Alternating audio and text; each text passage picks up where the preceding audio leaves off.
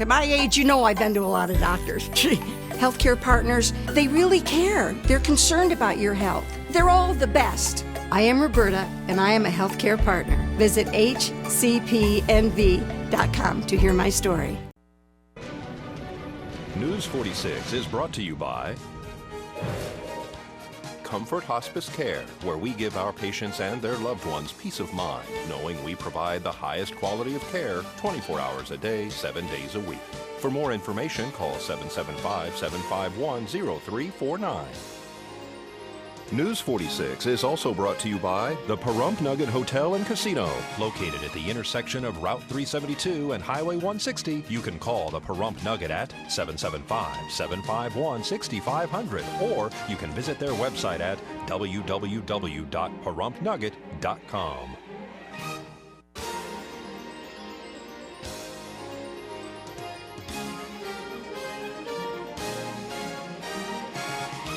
Tonight on News 46, a victim of abuse speaks out after her father is arrested. Does your child have the immunizations required to attend school? Nevada Highway Patrol talks about speeding and school zones. News 46 starts now. You're watching KPVM News 46 with Deanna O'Donnell and Jason Koblenz. News 46, local coverage you can count on. Good evening. It's Friday, August 23rd, 2013. I'm Deanna O'Donnell. And I'm Jason Koblenz for News 46. She's 19 years old, juggles school and a job. Alexis Wall, like so many, is also a victim of sexual abuse by her father and grandfather. Alexis found out by watching KPVM's YouTube channel that her father, an abuser, was captured here in Pahrump.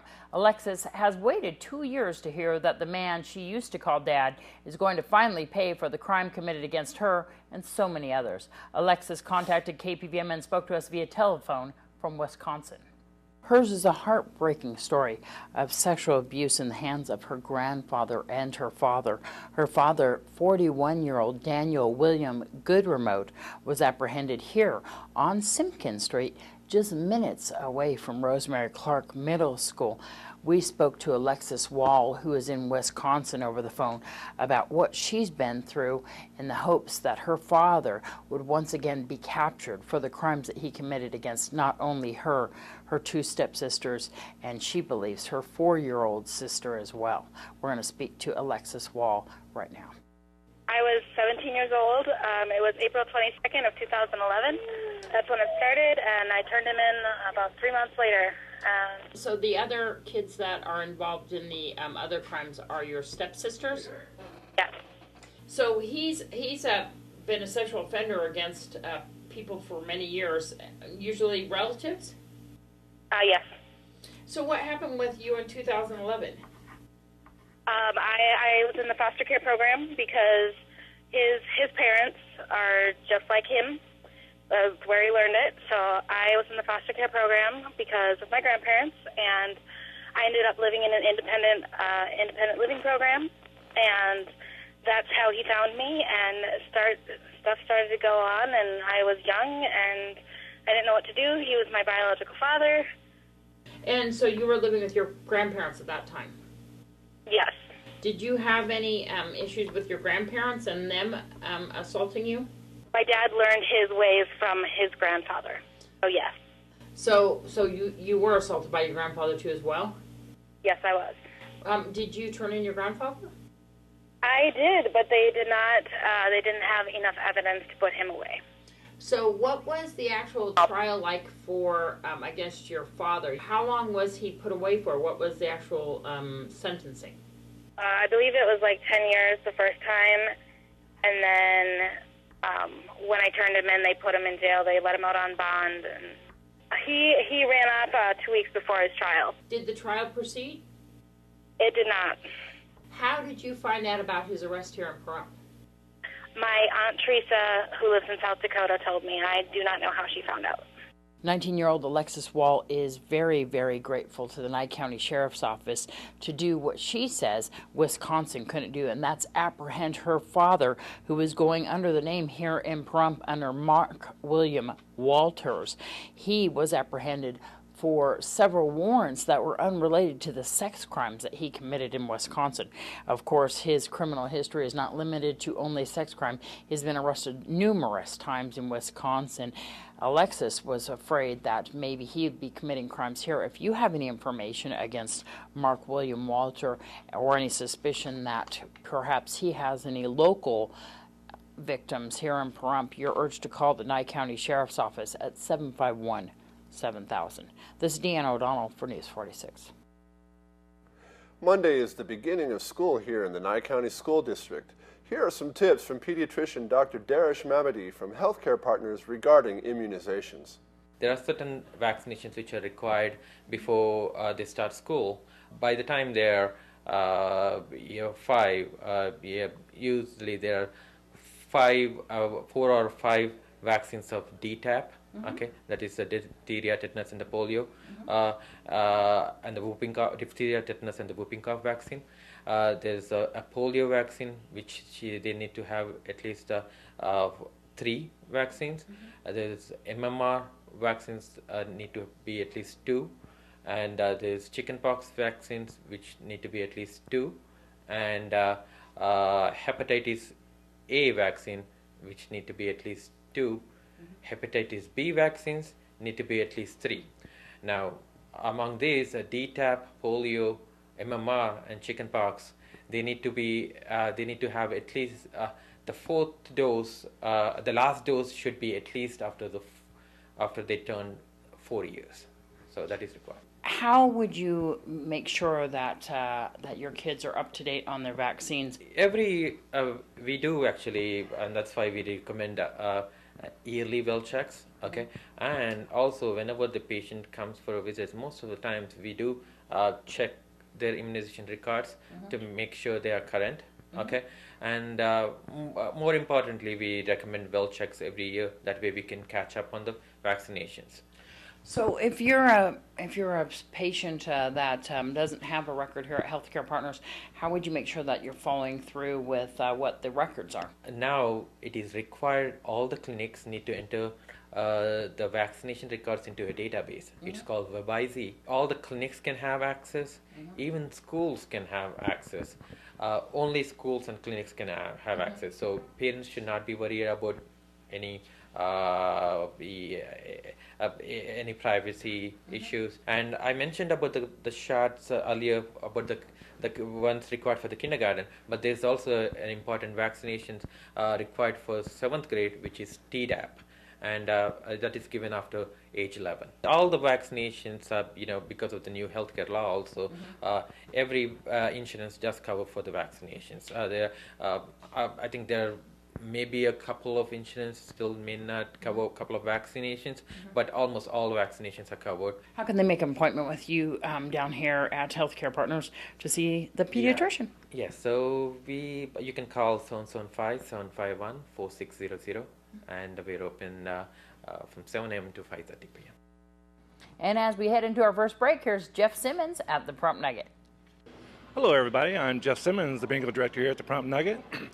Our stage bar tonight, Friday and Saturday night, we have George Carmen, and come on down, enjoy some great music. It's a new guy down here. Come in and check it out. And our drawings here at the Nugget Casino, we have Thursday, Friday, and Saturday, every hour from 5 to 9 p.m. One person will draw an envelope winning up to $1,000 in cash, and also the neighbors to the left and right of the drawing winner will receive $10 in free slot play. So there's 3 chances to win right down here at the Nugget. Just have your card inserted. And also, we'll go with bingo. We have every night at 7 p.m. we have lower buy-ins with guaranteed coverall of $250, $500, $750, or $1,000. And then at 9 p.m. every night, we have lower buy-ins with no split pots. And on Fridays and Saturdays, we have an 11 p.m. session. And then we have lower buy-ins every day at all day Sunday and Monday. Pretty much all the time is lower buy-ins, except for the 3 and 5. And then Kathy next door at Go Town, she has paper only at 11 a.m. every day, and they have no split pots with electronics at the 5 p.m. every day, and then on Fridays, 9 p.m. So come on down, all three of our properties. We all got great drawings and great bingos. Looking forward to seeing you here. Bye.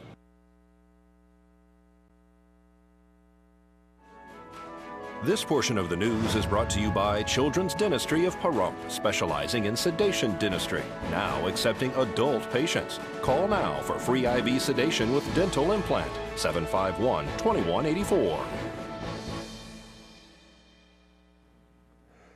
Welcome back. Records just obtained by PETA reveal Nevada-based chimpanzee exhibitor James Mike Casey, whom Nye County authorities recently denied a permit to keep 4 chimpanzees in Pahrump, was arrested last month by the Florida Fish and Wildlife Conservation Commission at a roadside zoo, where they say he intended to sell 3 chimpanzees unlawfully. The 3 animals were apparently seized by authorities and have been sent to a North American Primate Alliance accredited sanctuary. Casey is awaiting trial on his charges, which include possessing chimpanzees without the requisite state permit and state-required insurance. The former Nye County School District psychologist Perry Hood was in court this week. The 69-year-old Hood apparently pled no contest to the charge of using a minor in the production of pornography. He faces 10 years to life in prison. Sentencing in the case is set for November. Hood still faces charges in Arizona for a similar crime.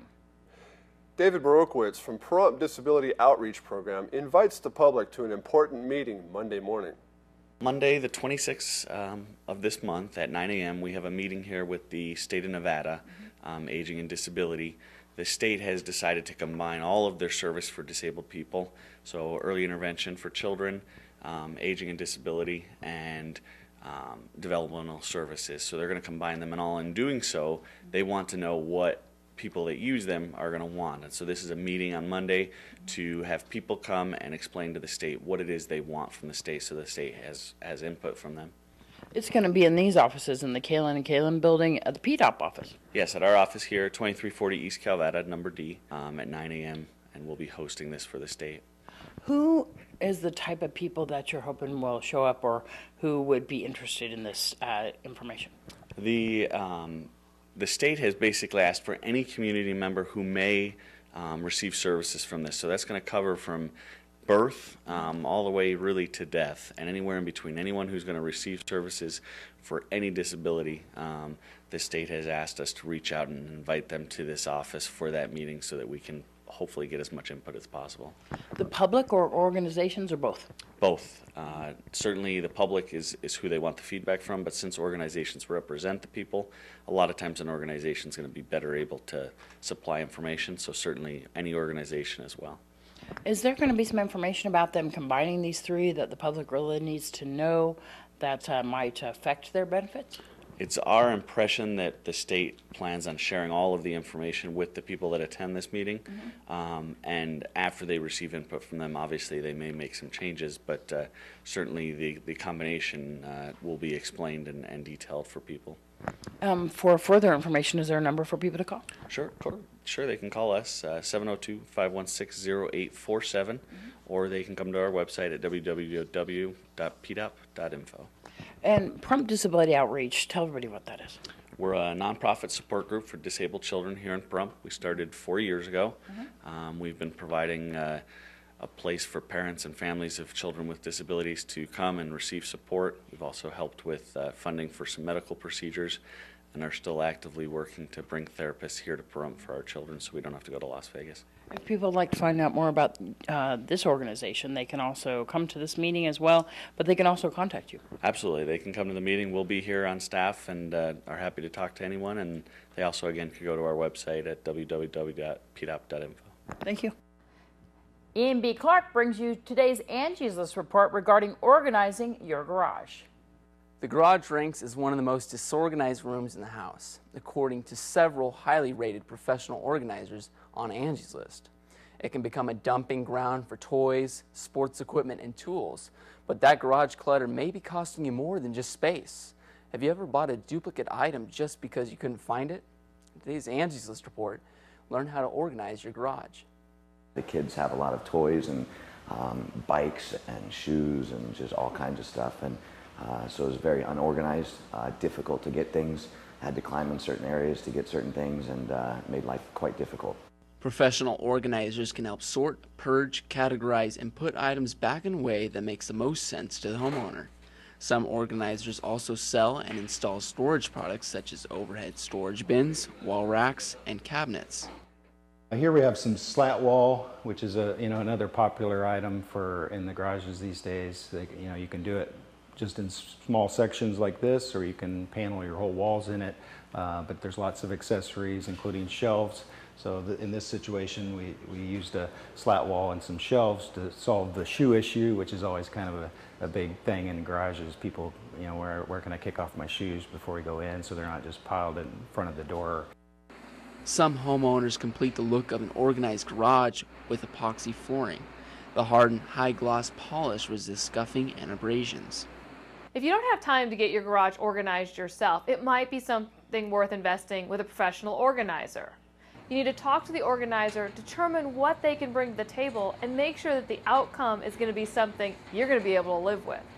Before hiring, Angie's List says ask how you'll be charged. Is it by the hour or by the project? And are there any additional charges for products? This is Ian B. Clark reporting for News 46. Officials at the South Point Casino in Las Vegas say plans for a Mexican-style rodeo there next month have been canceled. The rodeo looked unlikely after Tuesday when Clark County commissioners upheld a ban on horse roping events, which included horse tripping. Animal rights activists say roping a horse's legs can trip the animal and cause serious injury.